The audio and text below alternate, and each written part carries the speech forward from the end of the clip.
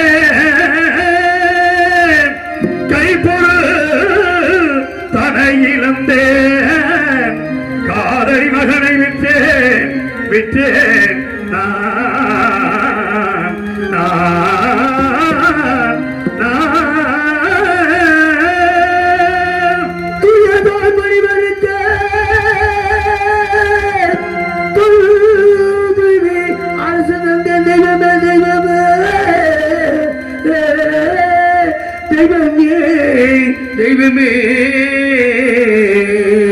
தெய்வமே தெய்வமே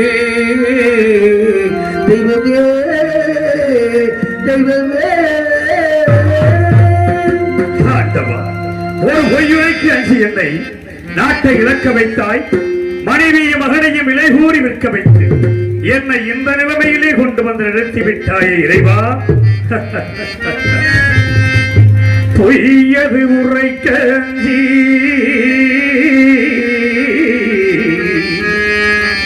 பொய்யது உரைக்க அஞ்சி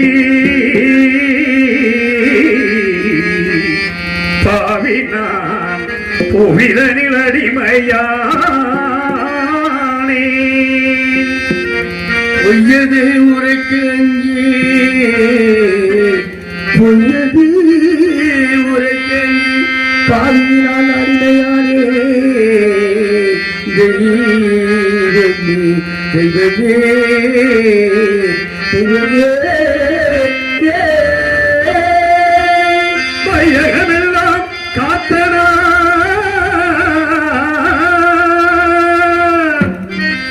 இந்த வையகமெல்லாம் காத்த மன்னன் மயானத்தை காக்க போறேன்.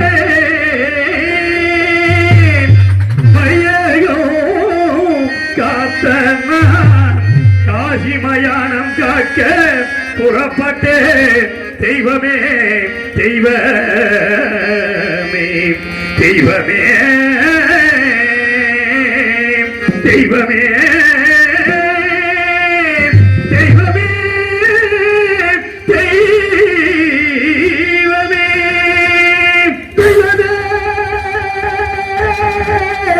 தெய்வமே தெய்வமே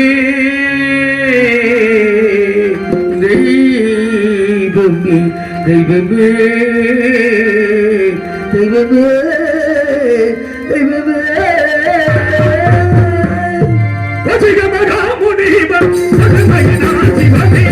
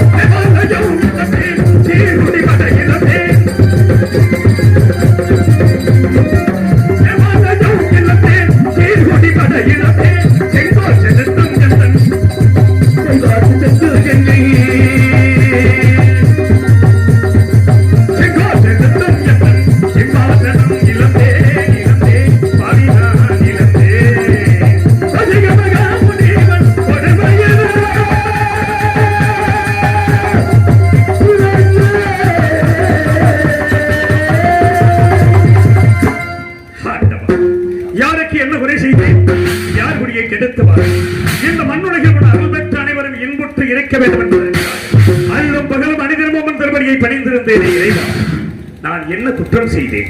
இல்லை என்று வந்தவர்களுக்கு அள்ளி கொடுத்தது குற்றம். நீதி தவறாது 56 தேசத்தையும் நெறிமுறையோடு ஆட்சி புரிந்தேனே ஆண்டவா, அதுதான் நான் செய்த குற்றமா இறைவா? நாடு நகரங்களை இழந்தேன், பெண் குலத்தின் திருவிளக்கம் பத்தினியை பிரிந்தேன், பாசத்தால் ஈன்றெடுத்த மகனை விட்டேன், நற்றிக்கையை வைத்திருந்த நண்பனை பிரிந்து நீதி தவறாத செங்கோலை இழந்து நிலை தடுமாறி நிற்கும் என் நிலைமை கண்டு உனது மனம் இறங்கவில்லையே இறைவா, கல்லாகிவிட்டாயா? உன் மனம் தான் கல்லாகிவிட்டது. கடைக்கம் திறந்து இந்த ஏழையின் திருமுகத்தை ஒரே ஒரு முறை பார்க்க மாட்டாயா இறைவா? ஒரே ஒரு முறை பார்க்க மாட்டாய் பகவானே, பகவானே, பகவானே.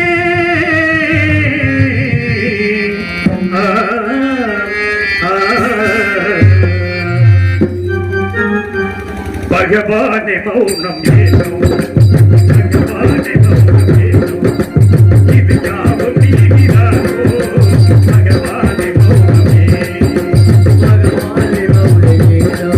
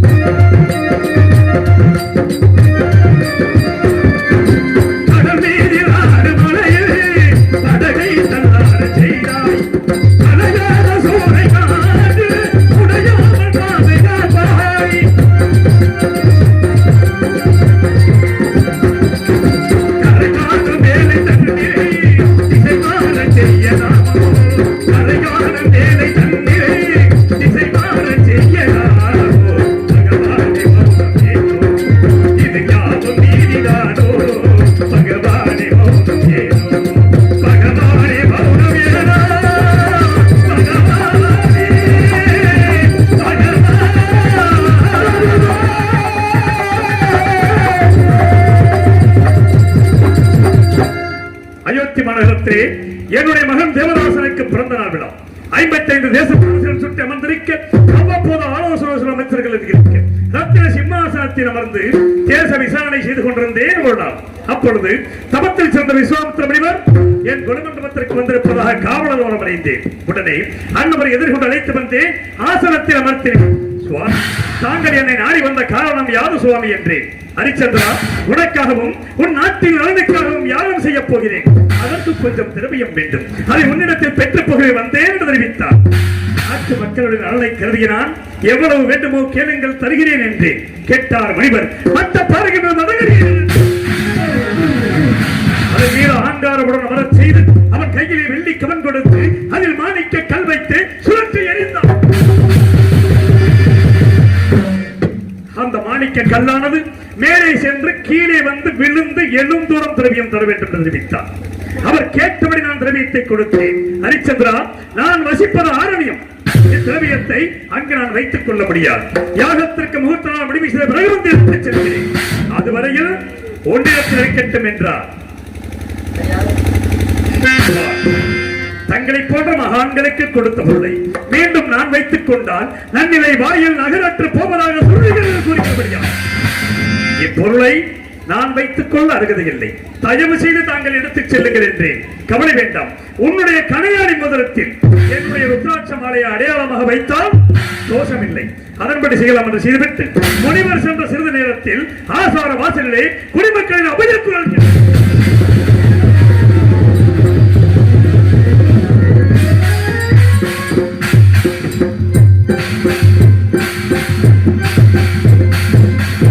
சென்று பார்த்தேன். குடிசனுக்கிறேன். உங்களுக்கெல்லாம் என்ன நேர்ந்தது? நான் என்ன குறை வைத்திருக்கிறேன்?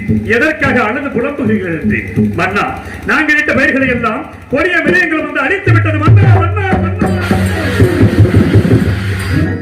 எனது மனம் வேதனை அடைந்தது. குடிமக்களுக்கு ஆறுதல் கூறி அனுப்பினேன். வேட்டைக்கு புறப்பட்டு கொடிய விலங்கினங்கள் வேட்டையாடிய கலக்கத்தால் திருக்குள கரையோரம் ஆலமரத்தின் அடியில் எனது பத்தினி சந்திரமதியின் மடியில் சிறிது நித்திரையில் இருந்தேன். அங்கே அடாத கனவு ஒன்று கண்டேன். திடுக்கிட்டு இறந்து பார்த்தேன். 2 நடன மாதர்கள் என் முன் வந்து நின்றார்கள். மாதர்கள், நீங்கள் யார்? உங்கள் ஊர் பேர் என்ன? என்னை நாடி வந்த காரணம் என்னவென்று கேட்டேன். மன்னா, நாங்கள் வசிப்பது இமயகிரிச்சாரல். என் பெயர் சரசவல்லி, இவள் பெயர் காமவல்லி. எங்களுக்கு பரதமும் சங்கீதமும் தெரியும். அதை தங்கள் சமூகத்தில் நடித்தும் படித்தும் காட்டி தக்க சன்மானம் பெற்று புகை வந்தோம் என்று தெரிவித்தார்கள். எங்க நடியுங்கள், படியுங்கள். நடித்தார்கள், படித்தார்கள். கண்ணுற்றே, சந்தோஷமுற்றே. வேண்டிய சன்மானத்தை கொடுத்தேன். பெற்றுக்கொள்ள மறுத்து என் திருமணிக்கு எனது வெற்றி மாலையையும் பரிசாக கேட்டார்கள். பெண்களை கொடுக்கக்கூடிய பொருளாக இருந்தால் தயங்காமல் கொடுத்து விடுவேன். இதை விடுத்து பொன்பொருள் எவ்வளவு வேண்டுமோ கேளுங்கள், தருகிறேன் என்றேன். பொன்பொருள் எங்களுக்கு தேவையில்லை. அப்படி என்றால் எங்கள் இருவரையும் நீங்கள் திருமணம் செய்து கொள்ள வேண்டும் என்றார்கள். பெண்கள், நான் தந்தாரமின்றி பிரதாரம் சிக்காதவன். தயவு செய்து இந்த இடத்தை விட்டு போய்விடுகிறேன். எவ்வளவோ அறிவுரைகளை எடுத்து கூறினேன், கேட்கவில்லை. காவலர்கள் அழைத்தேன், அடித்து மாதர்கள் சென்ற சிறிது நேரத்தில் விஸ்வாமித்திர முனிவர் கடும் கோபத்தோடு வந்தார். என் திருமுடியை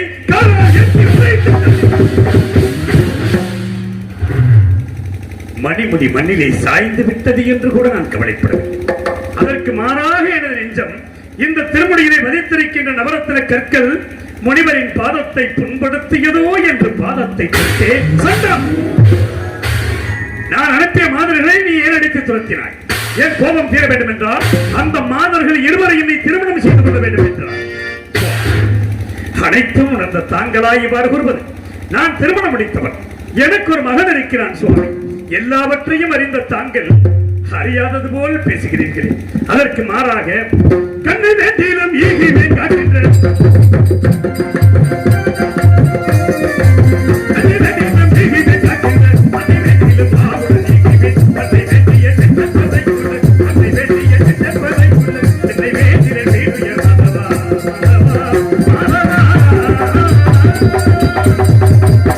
கண்ணை பெற்று தருவேன். காக்கின்ற மண்ணை கேட்டாலும் தருவேன். ஒரு பொழுதும் அந்த மாதர்களை அடைய மாட்டேன் என்று ஒரு வார்த்தை சொன்னேன். ஹரிச்சந்திரா, உன் கண்கள் நினைக்கிறதற்காக நீ கூறியபடி இப்பொழுதே 56 தேசத்தையும் எனக்கு தாரை பார்த்து கொடு என்றார். ஒரு வார்த்தை ஓமானத்திற்காக சொன்னேன். இல்லை என்று சொன்னால் சொல் தவறியதாக போய்விடுமோ என்று கருதிய நான் அன்பு மனைவி தாராவதியை கெண்டியிலே ஜலம் கொண்டு வர செய்தேன்.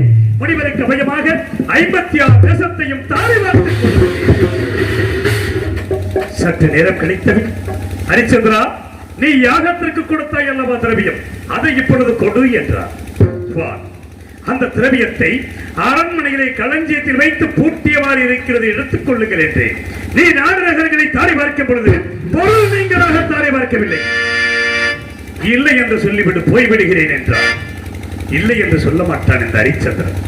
எனக்கு ஏதாவது ஒரு தவணை கொடுங்கள், தவணைக்குள் தங்களுக்கு சேர வேண்டிய திரவியத்தை நான் கொடுத்து விடுகிறேன் என்று ராஜகட 48 நாட்கள் தவணை தருகிறேன்.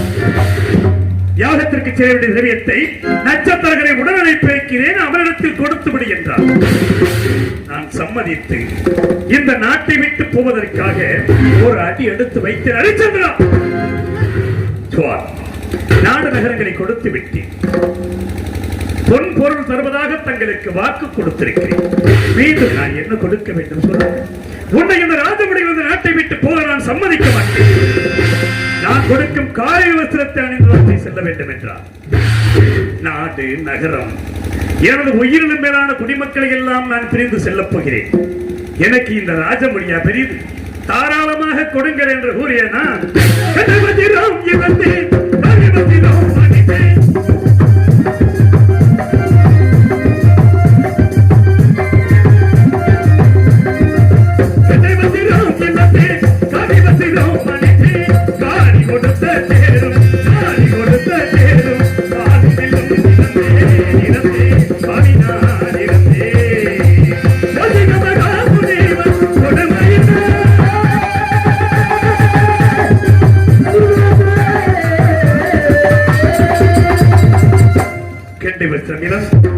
காய் வஸ்திரம் அணிந்த நான் அன்பு மகனை ஒரு கரத்திலே பிடித்து உயிரோடு உயிராகி உறவாடி ஒடுத்தி வாழ்ந்த மனைவியை மற்றொரு கரத்திலே பிடித்து காசிமா நகரத்தை நோக்கி நடந்து சென்றேன். எப்படி நடந்து சென்றேன் தெரியும்?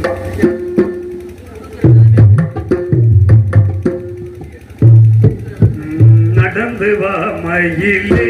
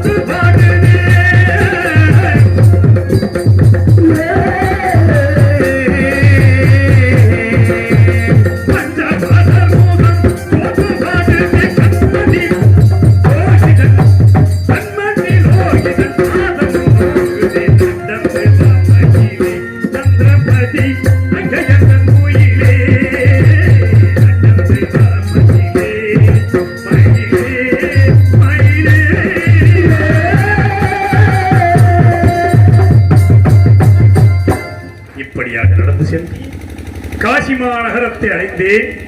காசி விஸ்வநாதரை கண்டேன், வணங்கினேன்.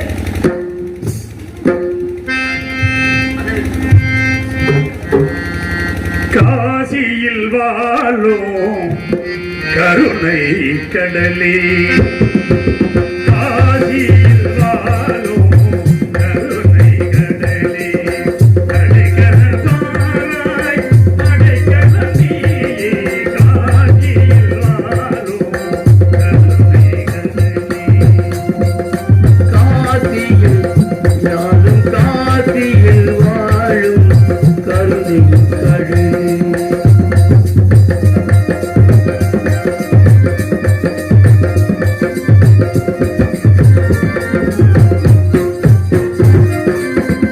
பேசினில் உன்னை போல் தெய்வம் உண்டோ?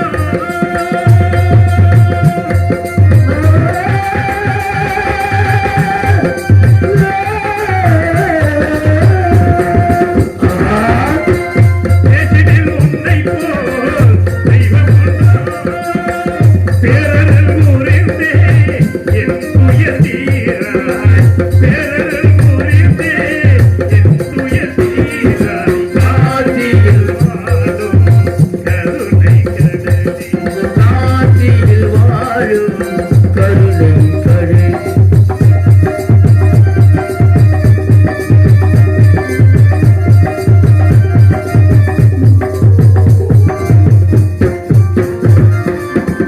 தஞ்சமென்றே உன்னை நம்பி வந்தேன். தஞ்சம் என்னே உன்னை நம்பி வந்தேன். தஞ்சமென்றே உன்னை நம்பி வந்தேன். நெஞ்சம் பொன்னாகி நிஜமுமே தஞ்சனம் தீர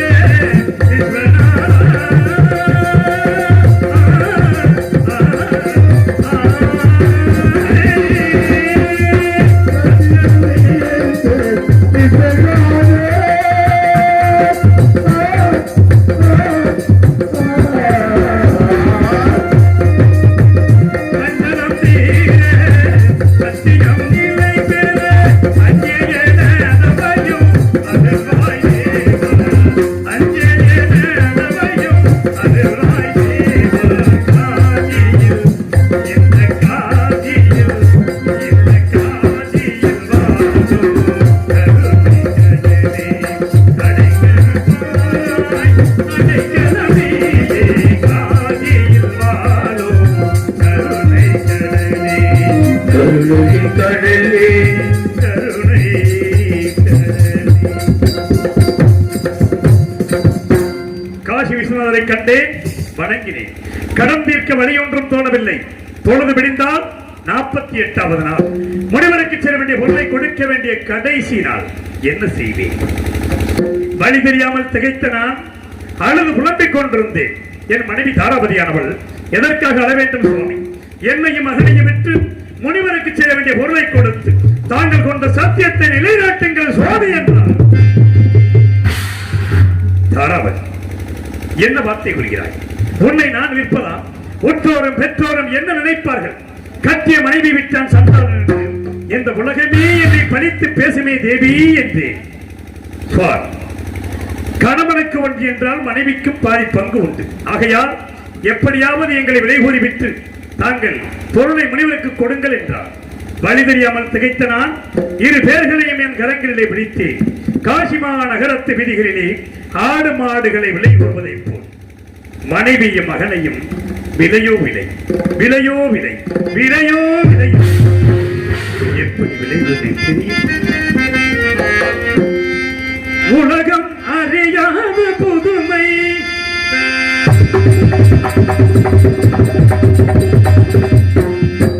உலகம் அறியாத புதுமை, என உடல் பொருளாவியை கடனுக்கு விட்டதே. உலகம் அறியாத புதுமை, இந்த உலகம் அறியாத புதுமை.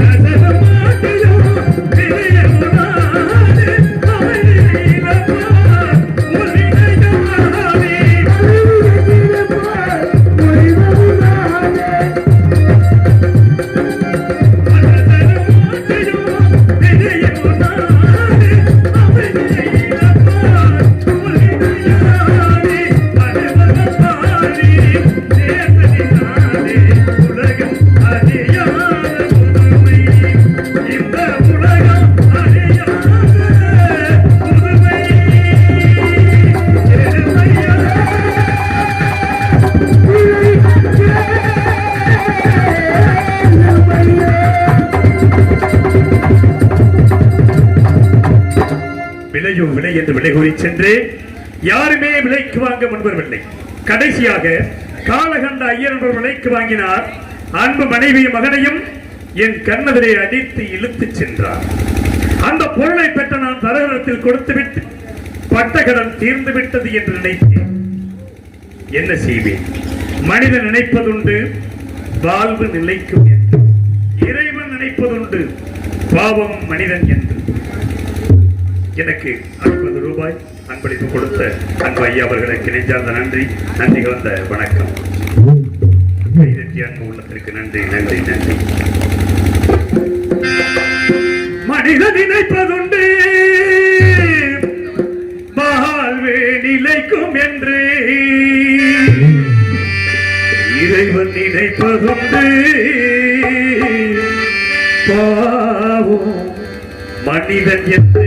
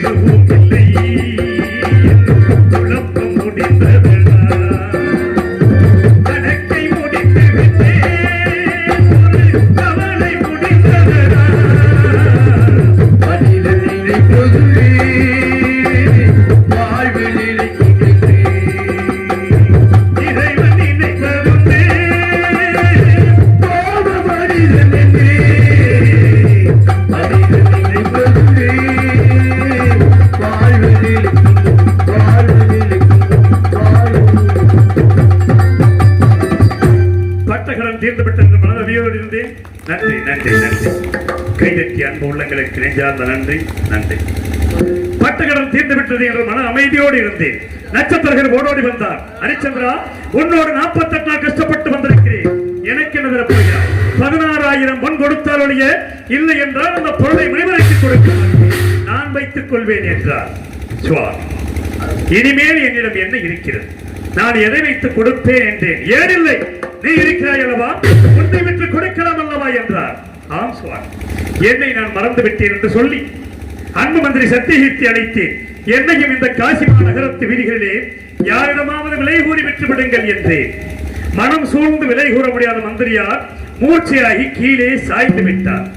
இந்த பாவியாகி நான் என்னை நானே விலை கூறி சென்றேன்.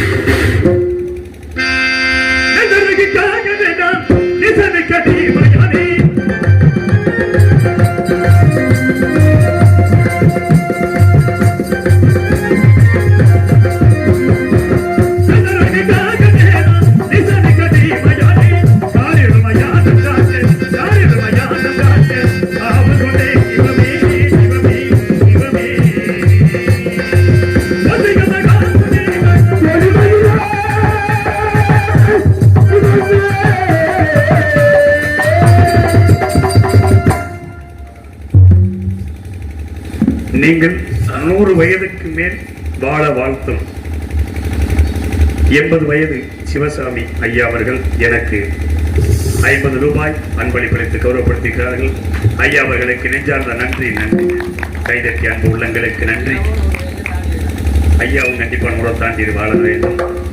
என்னை வாழ்த்தினாலே எனக்கு போதும். நன்றி. நன்றி ஐயா. நன்றி ஐயா. வீரபாக என்னும் ஈமக்காவலர் விலைக்கு வாங்கினார். கல்குடம் சுமக்க வைத்தார். தவறி கீழே விழுந்தது. காலால் எட்டி உதை இருந்த கன்றை அறுக்க செய்தார். அறுக்கும் பொழுது கத்தியானது கையிலே அறுபட்டு ரத்தம் கொட்டுவதை பார்த்தார். ஹரிச்சந்திரா, உனக்கு இந்த வீட்டு வேலையெல்லாம் சரிப்படாது. நான் காக்கின்ற மயானம் ஒன்று இருக்கிறது. அங்கு போ. வருகின்ற தினம் ஒன்றிற்கு கால்பணம், ஒரு முள துண்டு, வாய்க்கரிசி 3 வாங்கு. கால்பணம் முளத்துண்டை எனக்கு அனுப்பிவை. வாய்க்கரிசி மட்டும் உணவு பிசிப்பிற்கு வைத்துக் கொள்கின்றார். நாடாண்ட மன்னன் நிலைமையை பார்த்தாயா?